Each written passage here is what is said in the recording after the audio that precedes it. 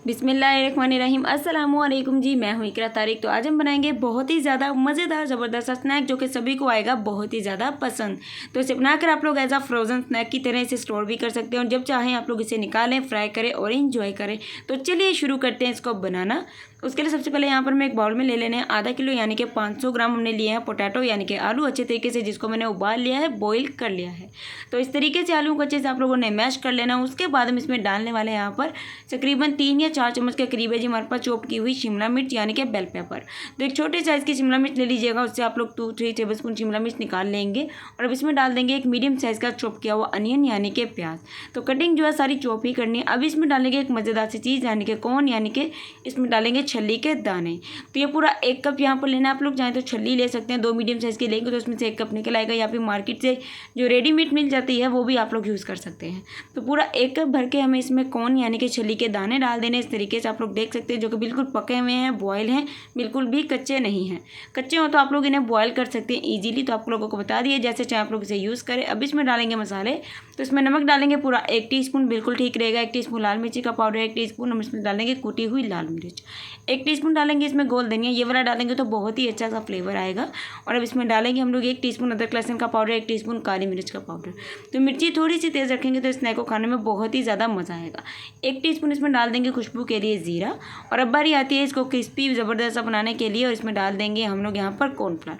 तकरीबन हमें इसमें डाल देना है 5 टेबल स्पून कॉर्नफ्लावर और 5 टेबल स्पून ही आप लोगों को इसमें डाल देना है मैदा। तो 2 चीज़ें आप लोगों को डाल देनी है। उसके बाद आप लोगों ने इसे अच्छे तरीके से हाथों से जो है मिक्स कर लेना है।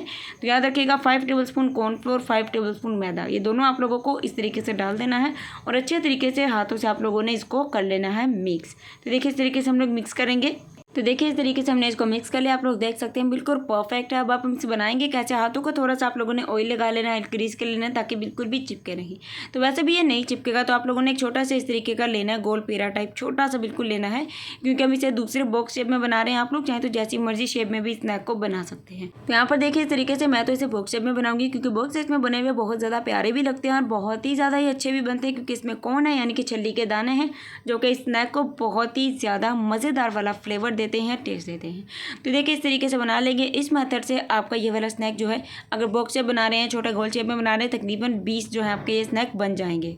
तो देखिए इस तरीके से पहले आप लोगों ने इस तरीके बना के रखते जाना। उसके बाद आप लोगों ने इसे फ्रिज में भी रखना तकरीबन 1 घंटे के लिए, ताकि इजीली आप लोग इसे जो है बाद में स्टोर भी कर सकें।